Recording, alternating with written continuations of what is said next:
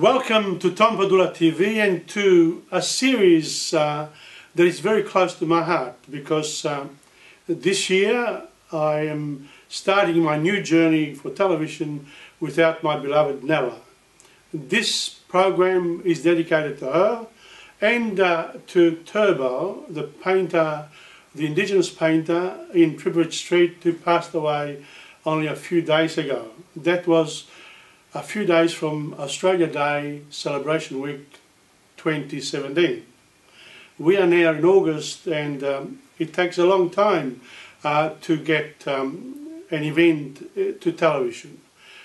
But, you know, that's what I do and I'm patient and here I am. And I hope you enjoy this four-part series because it does mean a lot to me and to you, and I hope and I wish Australia the very best, become one family regardless of our difficulties in an historical sense. The future is ours. Let's make the most of it. Enjoy the series and enjoy this first segment. Benvenuti a tutti. Questo è un programma molto importante per me, è la giornata di celebrazione dell'Australia, il 26 di gennaio 2017, e questo programma lo dedico a mia moglie Nella che è andata lassù a ottobre del 2016, quindi non resta altro da fare che continuare il mio viaggio da solo, senza di lei che ha sempre dato una mano in quello che ho fatto e sono sicuro che in quello che farò. Let's go!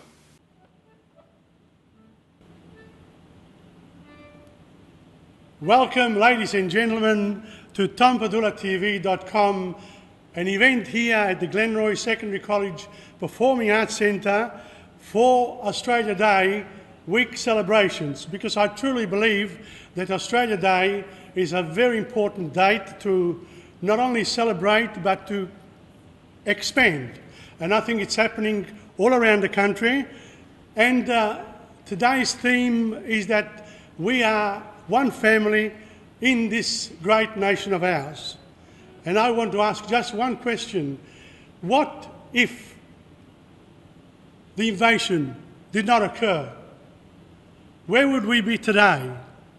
Because the world itself has many nations and people by their very nature move from place to place because of a sense of adventure, a sense of wanting to explore their environment. And some people do this, have done this in the past, and thanks to them there has been this mixing of not only cultures but also languages, and there's a confrontation in all this.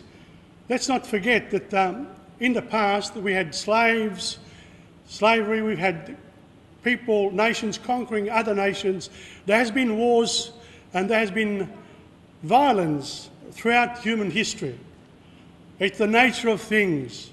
Therefore, when we complain that this land here is ours, what does that mean in effect? We are only here in this world for a limited period of time. We come and we go, just like the trees, just like people. And today I want to dedicate this to my wife. So there's another thing too that's happened. Nella passed away last year, but this week, 2 days ago, someone who paints, the paintings are over there. His name is Turbo Brown. He died 2 days ago, I think, this week. I saw it on Facebook last night. Now, Turbo was really a special person, but not an easy person to deal with, because in my friendship with him and confrontation with him, the culture, and I understand culture, really came to the fore. How did it come to the fore? Well, I said to Turbo, listen mate, if you think that people are exploiting you, just remember you can always sell your own paintings. You can make it like a small business. But don't forget, I have a business here too called Insegna Booksellers. We buy books and we resell them. Once we buy a book, the book is ours. You can't say then, that book is still mine. Yes, you wrote it. The publisher published it. But once I buy it, I sell it for as much as I can, or I have to discount my work in order for me to make a living. He understood that, but not always. Because, you know, Turbo being a great artist, an Indigenous person, he had all the features of a local Indigenous person. He was born in Mildura. Well, I wrote a poem called In the Lake Mungo region, and I read it to Turbo, and he said, oh, that's where I come from.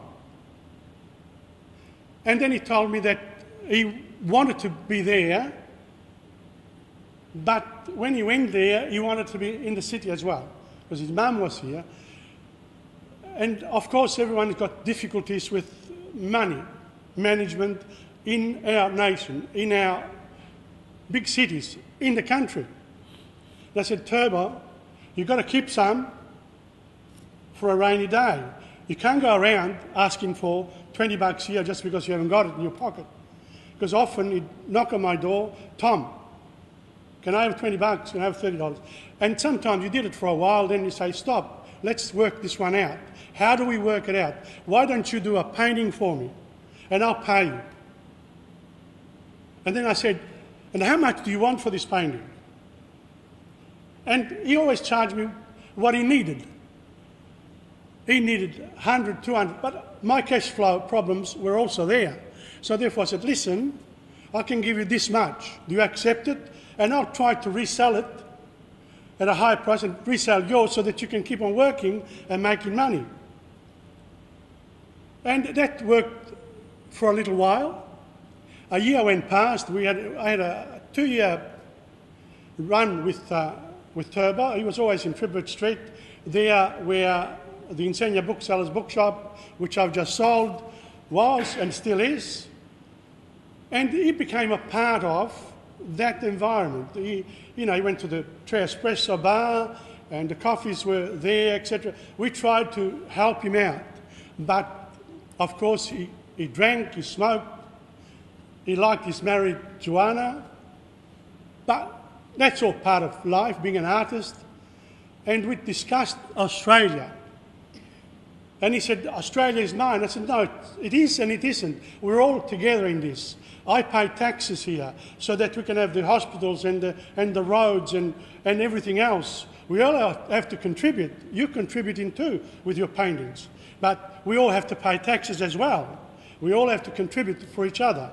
Therefore, you can't just now say to me, you've taken my paintings and they are still mine.